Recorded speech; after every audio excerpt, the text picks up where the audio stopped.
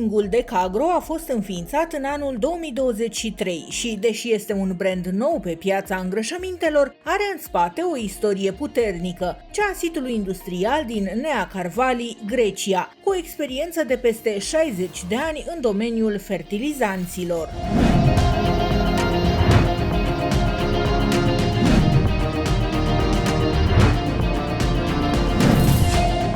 Denumirea Decagro se trage în primul rând de la cuvântul deca, care în greacă înseamnă 10, iar acest 10 reprezintă numărul unităților de producție pe care le are compania în spate. 9 din unitățile de producție se găsesc în situl industrial de la Nea Carvali din Grecia,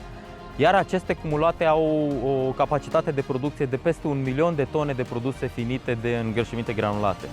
A 10-a unitate de producție se află lângă Atena, la Atalandi, iar în această unitate de producție putem produce biostimulatori, îngrășăminte lichide și îngrășămintele hidrosolubile.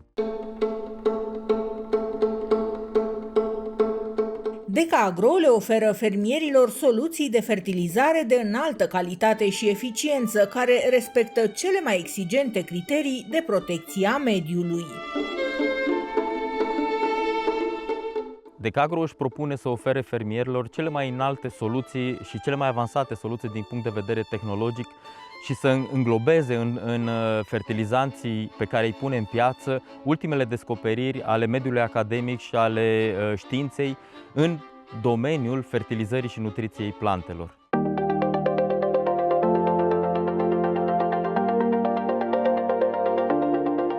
Pilonii de dezvoltare ai holdingului Decagro sunt 3, iar aceștia sunt sustenabilitatea, pentru că ne dorim în primul rând să neutralizăm pe cât posibil amprenta de carbon pe care o lasă producția de fertilizanți și îngrășămintele pe care noi le punem în piață. Al doilea este independența energetică și aici ne dorim ca producția industrială să fie susținută cu 100% curent regenerabil pe care îl producem într-un parc fotovoltaic. Investiția în acest parc terminându-se anul ăsta, iar din 2026 ne dorim să fim full independenți din acest punct de vedere. Și al treilea pilon, bineînțeles, este cercetarea și dezvoltarea. Tocmai datorită faptului că ne dorim să oferim fermierului cele mai înalte soluții de calitate și cele mai eficiente soluții de fertilizare în nutriția plantelor.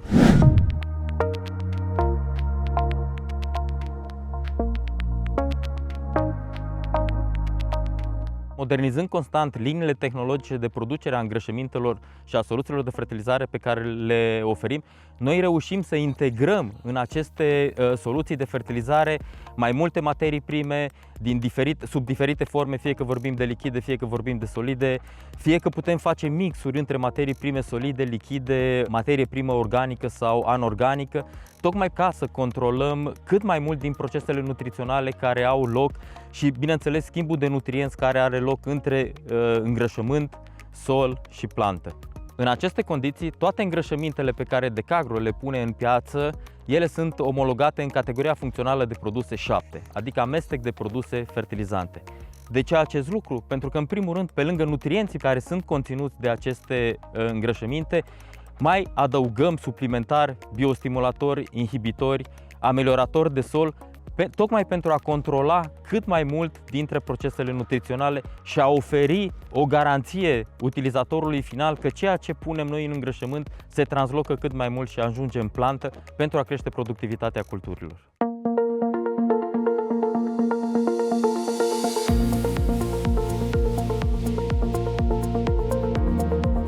Astăzi avem în România 6 game de produse, din care avem puse în piață peste 30 de produse.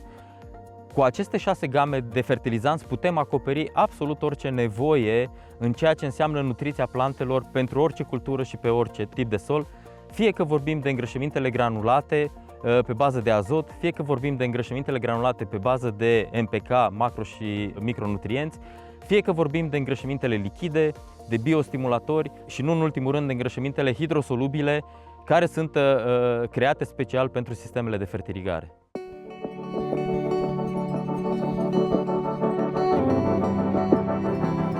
Datorită flexibilității industriale pe care o are grupul Decagro, noi putem personaliza absolut orice soluție de nutriție pentru fermieri și să o adaptăm strict nevoilor și necesităților lor. Astfel putem îngloba în oricare din soluțiile pe care le oferim orice fel de nutrient, exact pe ceea ce are nevoie fiecare fermier în parte. În concluzie, vă sfătuiesc să luați cu încredere legătura cu agronomii noștri care se găsesc pe tot teritoriul țării și împreună cu aceștia să luați decizia pe cel mai bun produs care se potrivește în ferma dumneavoastră, ca împreună să reușim să creștem productivitatea culturilor.